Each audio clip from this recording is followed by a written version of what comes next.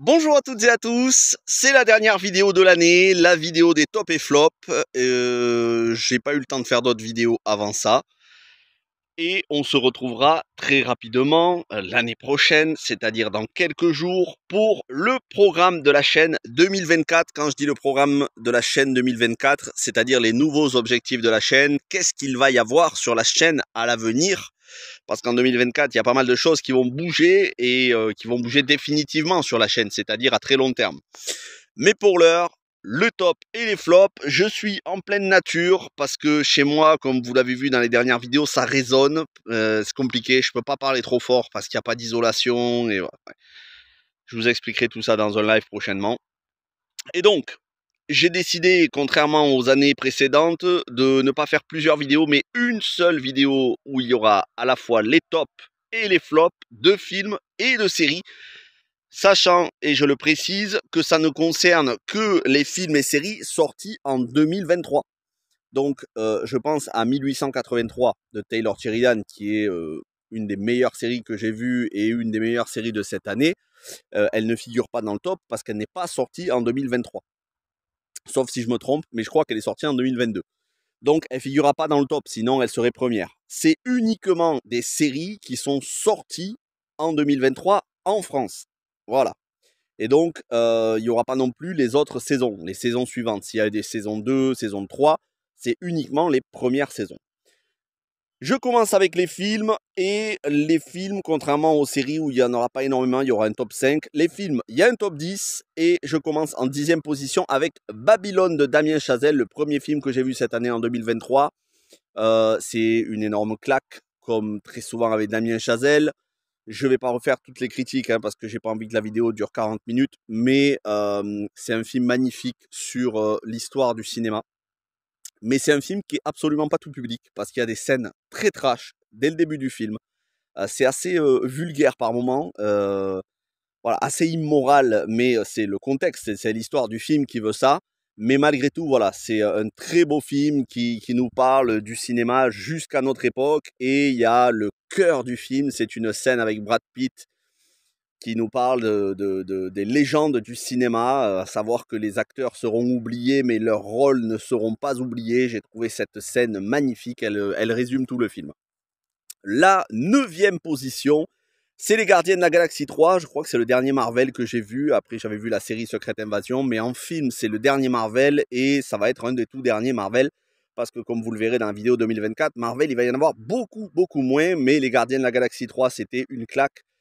Pas tant par la réalisation, parce que voilà, James Gunn, c'est pas un manche, c'est un très bon. Et Les Gardiens de la Galaxie, les deux premiers films, c'était mes Marvel préférés. Mais Les Gardiens de la Galaxie 3, pour le personnage de Rocket et Layla, je crois que c'est ça, sa copine, son amie, la loutre, j'ai trouvé que le thème de la protection, de la défense animale était très très bien exploité dans le film, habilement, avec beaucoup d'émotion. Voilà, c'est surtout les animaux dans le film que je retiens, avec le phoque et la loutre, et je crois qu'il y en a un autre, mais je me souviens plus. C'était très très émouvant. En 8e position, très récemment, Le Monde après nous avec Julia Roberts. Vous le savez, je suis un adepte d'un effondrement très prochain. Et moi, dès qu'il y a un film qui part d'effondrement et qu'en plus c'est un film bien réalisé avec un très bon casting, je suis preneur. Vous avez ma critique. De toute façon, vous avez toutes les critiques de ces films sur la chaîne, dispo. Le Monde après nous, excellent.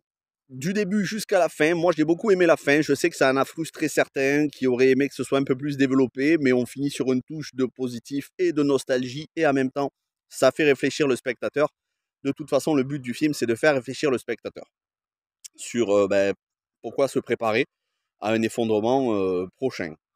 En 7e position, je crois que c'est la dernière critique en date qu'il y a sur la chaîne. Après ça, c'était une adaptation de jeu vidéo. Mais Rebel Moon en 7e position, et je ne partage absolument pas les critiques négatives sur le film. Je suis pas d'accord. Je suis pas du tout d'accord avec toutes les critiques négatives que j'ai pu lire. Alors, il y avait des critiques de mauvaise foi. Quand ça parle de wokisme, c'est de mauvaise foi parce qu'il n'y en a pas dans le film. Mais il y avait aussi des critiques que je peux comprendre, que je ne partage pas, mais que je peux comprendre sur le fait que les films aient été à la stratégie Netflix de faire une version courte aseptisée et ensuite de sortir une version longue pour faire 2 fois plus de fric. Je peux comprendre. Moi, ça m'a pas gêné du tout parce qu'on va avoir la version longue. C'est sûr que si on n'avait pas du tout de version longue, ça m'embêterait. Mais on aura une version longue et ça me gêne pas du tout que Zack Snyder fasse une version courte et ensuite une version longue. Pour Netflix, c'est gagnant parce qu'ils font 2 fois plus de vues. Et pour nous, les spectateurs, en fait, même si c'est frustrant maintenant, au final, dans quelques mois, quand ça sortira, ce sera pas frustrant. On aura la version définitive. Faut pas s'affoler, ça a été annoncé. Donc, je vois pas pourquoi râler, mais bon, après, vous savez, Snyder déclenche autant d'admiration que de détestation. On se souvient qu'avec Batman vs Superman, il s'était fait déglinguer. D'ailleurs, les mêmes personnes qui avaient saccagé le film dans les critiques ont ensuite soutenu le Snyderverse. Donc, moi, je soutiens Snyder depuis le début. J'avais adoré BVS, la version cinéma, encore plus la version longue. Bon, Justice League, c'est très compliqué parce que c'était pas vraiment lui, c'était Joss Whedon. Mais Rebel Moon, j'ai adoré et je sens que la version longue, je vais adorer encore plus. La 6e position, c'est un autre film dont je vous ai parlé très récemment qui est sorti sur Paramount+, un magnifique film, Finest Kind, avec Tommy Lee Jones, Ben Foster, Jenna Ortega et il y a d'autres acteurs-actrices dans le film. Un très très beau film, touchant, que je vous recommande avec une performance de Ben Foster encore une fois. Et un duo Ben Foster, Tommy Lee Jones assez émouvant, père-fils dans le monde de la pêche. C'est dans le Massachusetts, je crois, aux États-Unis. Le dur monde de la pêche marine. Donc, voyez le film. C'est un film de relations familiales. C'est aussi un film de gens qui font tout pour s'en sortir, pour survivre, parfois en se mettant en danger. C'est un excellent casting, un film brut, un film vrai. 5e position, et oui, il est au-dessus, même si c'est pas un film d'auteur. C'est Donjons et Dragons qui est sorti cette année. Donjons et Dragons, je le rappelle, ça n'est pas une adaptation de jeux vidéo. À la base, Donjons et Dragons, c'est des jeux de rôle papier. Ensuite, il y a eu des jeux vidéo et j'en ai même certains dans ma collection. Vous verrez ça dans quelques temps.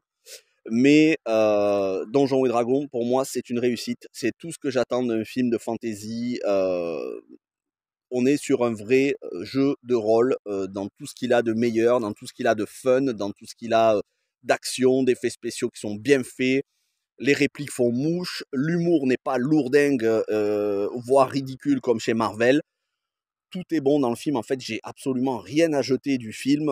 J'aimerais une suite. Alors, le film n'a pas cartonné au cinéma, mais les producteurs ont dit qu'il devrait y avoir une suite parce que malgré tout, le film s'est bien vendu en DVD et surtout, il a eu énormément de très très bonnes critiques. Pour moi, c'est en termes de divertissement, hein, je parle de divertissement, pas de film pour réfléchir ou de film d'auteur, mais en termes de divertissement, c'est un des meilleurs de l'année. Avec le numéro 4, et qui est une adaptation de jeu vidéo, c'est Super Mario Bros. Super Mario Bros, c'est un miracle ce film. C'est un miracle que 30 ans après la version de 1993, que j'aime beaucoup, j'ai de l'affection, d'ailleurs je cherche en Blu-ray. Mais bon, la version de 93, c'était une méga purge quand même par rapport aux jeux vidéo. Et là, c'est 100% fidèle à tout l'univers Mario, les personnages, les voix, que ce soit les voix françaises, les voix US, le visuel, c'est superbe. En même temps, c'est Illumination. Illumination, ils font que du très très très bon. Au niveau de la mise en scène, il y a des trouvailles. J'aurais juste à reprocher quelques chansons un peu trop surutilisées, mais qu'on entend un peu trop dans les films et les séries. Mais franchement, j'ai rien d'important à reprocher au film. Pour moi, c'est un miracle et c'est une adaptation exemplaire comme on aimerait en avoir très souvent et comme on en a de plus en plus. Mais aussi, il y a eu de très mauvaises adaptations cette année, je vous en parlerai dans les flops. Alors, le numéro 3, c'est encore une adaptation de jeu vidéo, cette fois-ci malheureusement, qui n'est pas encore dispo chez nous en physique. Je cherche à la voir, j'attends que ça sorte, et qui n'a pas été très vue parce que c'est sorti sur Apple TV+. C'est Tetris. Tetris, c'est pour moi vraiment 3e place. Vous verrez les 2 premières places, je suis obligé de les mettre au-dessus, mais Tetris, c'est un chef-d'œuvre. Clairement, c'est un chef-d'œuvre parce que c'est un film galvanisant, c'est un film qui met les larmes aux yeux, qui contient de la nostalgie. qui décrit très bien, parce que oui, c'est une adaptation du jeu vidéo, et c'est pas seulement un biopic sur le créateur du jeu vidéo, c'est une adaptation du jeu vidéo parce qu'on a le jeu vidéo, on le voit le jeu vidéo, il y a même des séquences qui sont faites en 8 bits. Et puis voilà, on voit la création du jeu, comment le jeu fonctionne. C'est vraiment une adaptation exemplaire. Alors je n'ai pas encore vu Gran Turismo, c'est pour ça que je ne peux pas le mettre dans le top, mais j'en ai entendu énormément de bien, mais vous aurez ma critique dans pas longtemps. Mais Tetris, c'est absolument tout ce qu'il faut faire sur une adaptation d'un puzzle game ou d'un jeu connu mais qui n'a pas de scénario. Ça peut être des jeux de course ou autre chose. C'est-à-dire raconter l'histoire autour, comment on a accouché de ce chef-d'œuvre intemporel, de ce jeu cultissime qu'est Tetris. Et je me suis reconnu dans le film parce que moi, ma première console, ça a été la Game Boy offerte par mon père avec Tetris. Donc on est fin des années 90, je l'ai eu à moitié des années 90.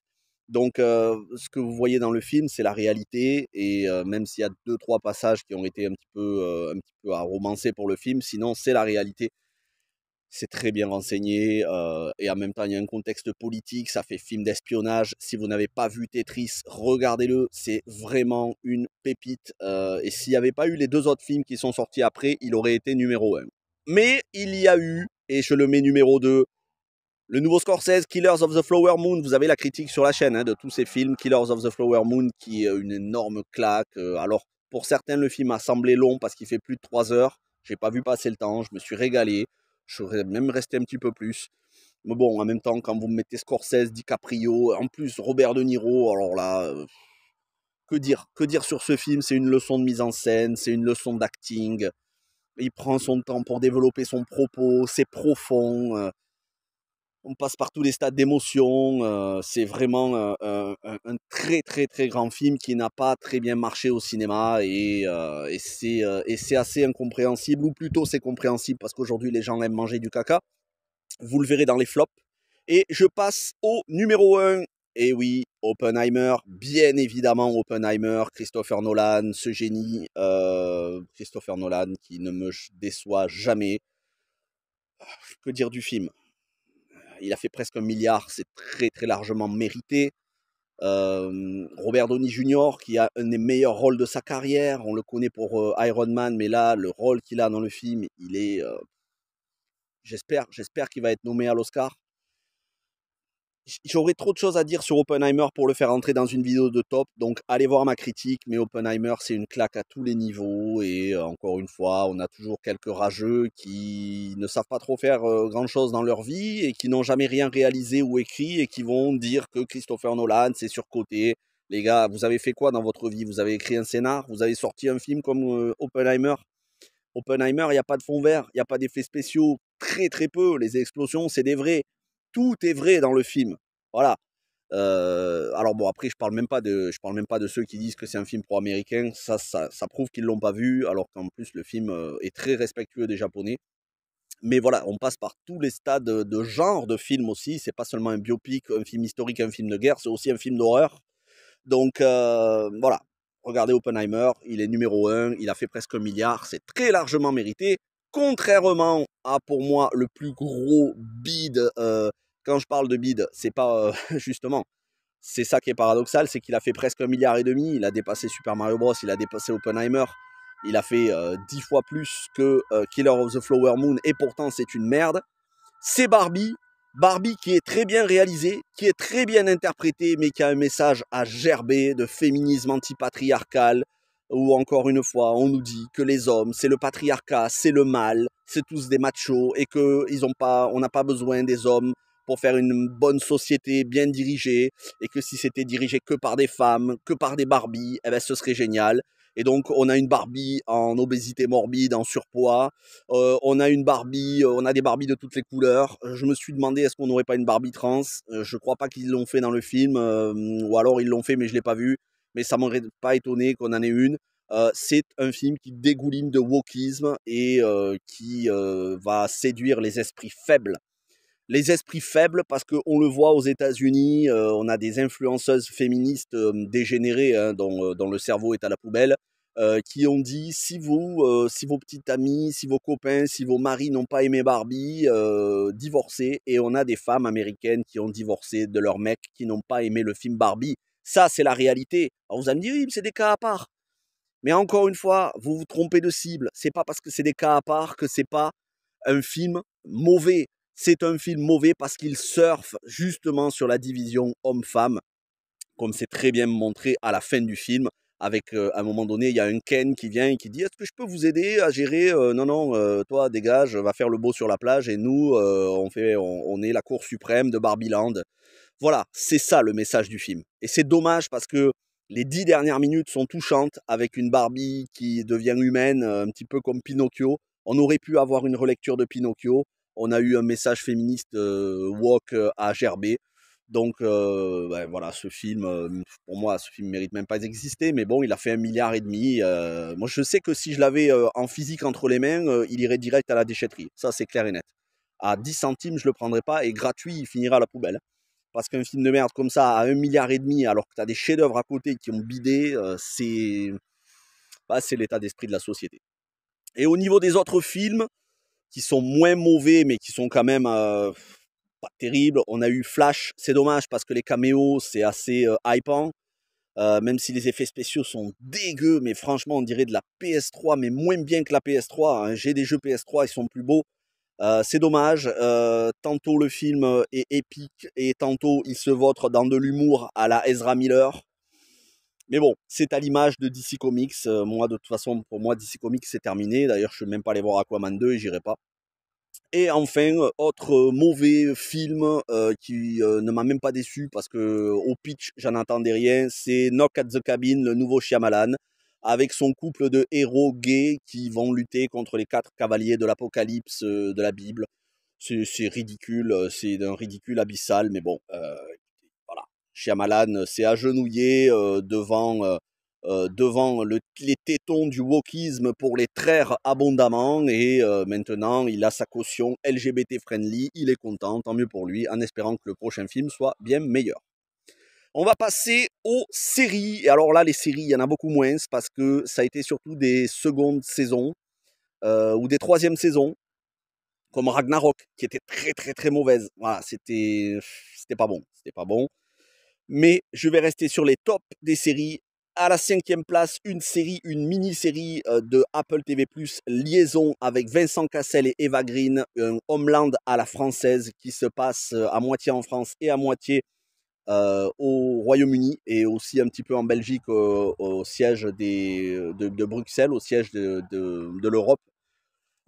C'est très politique, et c'est très haletant, c'est de l'espionnage, c'est vraiment excellent, je vous le recommande, je me suis régalé, j'espérais qu'il y aurait une saison 2, mais apparemment la série n'a pas très bien marché. En tout cas pour moi ça a été une vraiment excellente série, je crois qu'il n'y a que 6 épisodes, donc c'est assez vite fait. 4e position, j'ai été le tout premier à en parler, la vidéo a cartonné, je vous en remercie, c'est la série sur les militaires français Cœur Noir, avec Toufik Jalab, qui est dans une autre série, qui est dans ce top. Cœur Noir qui est juste un diamant à l'état brut, cette série. J'ai tellement hâte de voir la saison 2, ça décrit très bien le quotidien des militaires. Et encore une fois, j'ai eu l'impression de voir du Homeland, de voir tous ces films américains qui se passent au Moyen-Orient, sauf que j'ai eu l'impression de voir du Zéro Dark Thirty de Catherine Bigelow, sauf que c'est en série et que c'est français. Et les séries françaises, franchement, ça fait tellement plaisir de voir des séries d'aussi grande qualité. Allez voir mes critiques, hein, tout ça, il y a les critiques de toute façon sur la chaîne. 3e position, critique aussi, une série Apple TV+, qui n'a pas eu, bon, j'en ai pas trop entendu parler et c'est dommage. C'est Extrapolation sur ce qui va arriver, à cause de la crise climatique et aussi à cause de la crise de l'intelligence artificielle.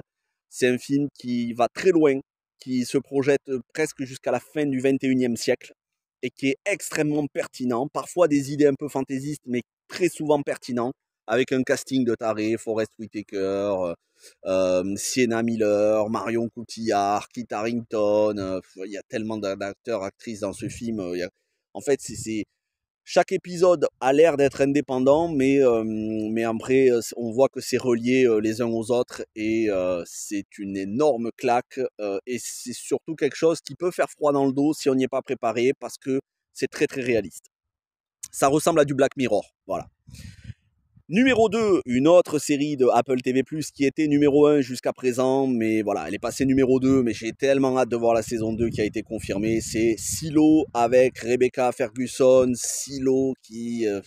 oh là là, quelle claque en termes de réalisation, en termes de la thématique, enfermée dans un silo, à une époque, dans un futur proche. Pourquoi l'humanité est enfermée? Est-ce qu'on leur a menti? Est-ce qu'à l'extérieur c'est vivable ou pas? Je vous raconte rien de la fin de la saison, mais j'ai tellement hâte de voir la saison 2. Quand j'ai fini la saison 1, mais j'étais hypé, mais pas possible quoi.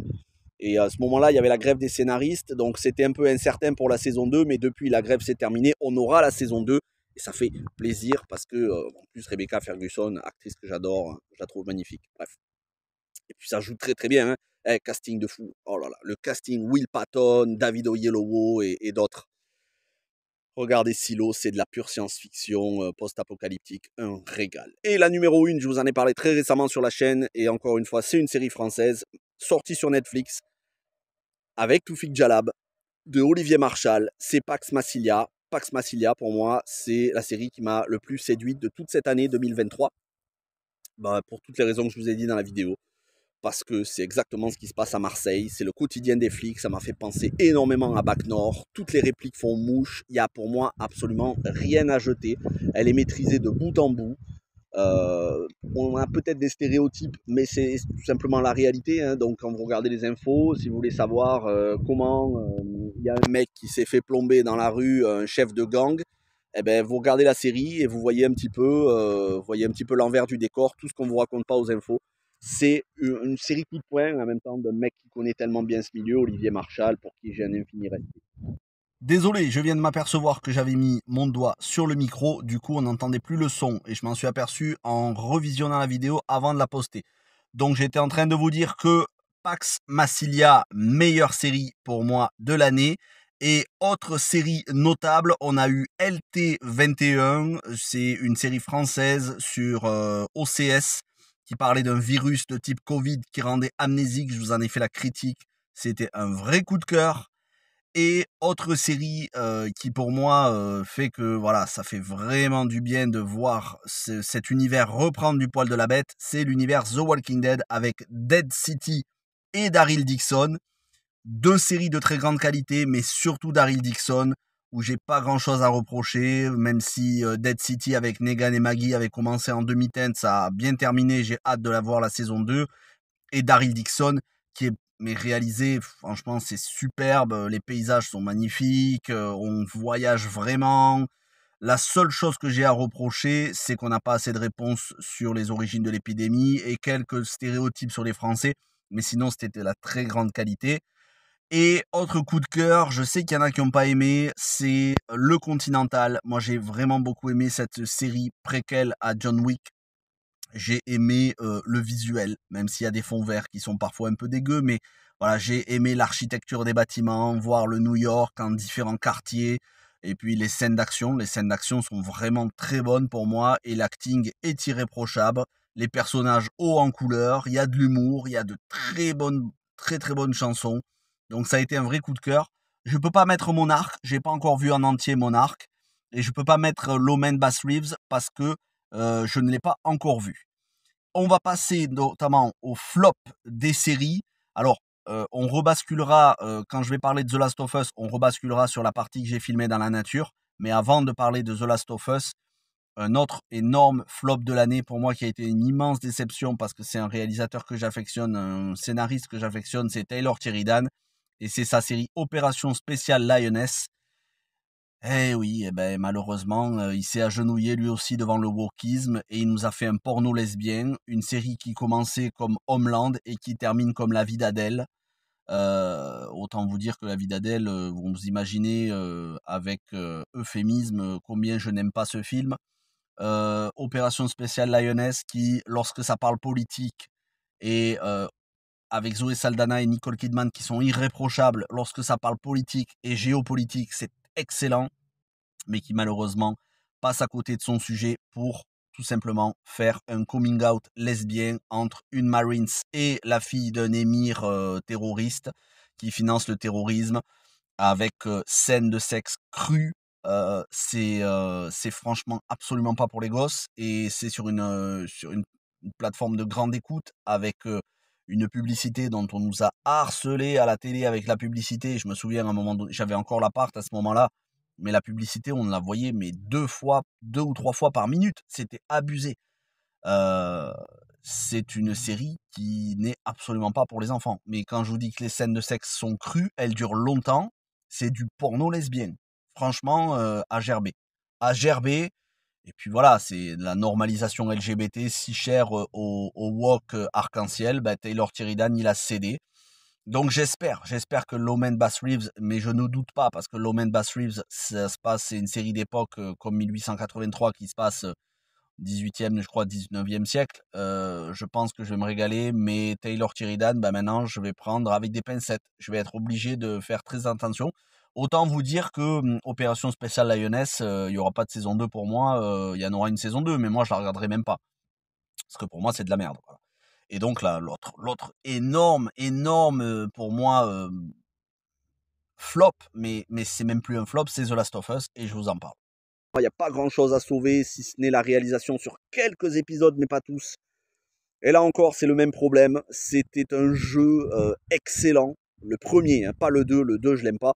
Le premier jeu était excellent et on a une série qui se veut être un copier-coller aseptisé qui enlève toute la terreur du jeu, The Last of Us, et qui est le prétexte pour être tout simplement du progressisme militant à la Neil Druckmann qui soutient totalement le mariage pour tous. Donc on va avoir les personnages de Bill et Frank dans un long épisode d'1 h 30 où on va les voir se faire des turlutes, c'est n'importe quoi.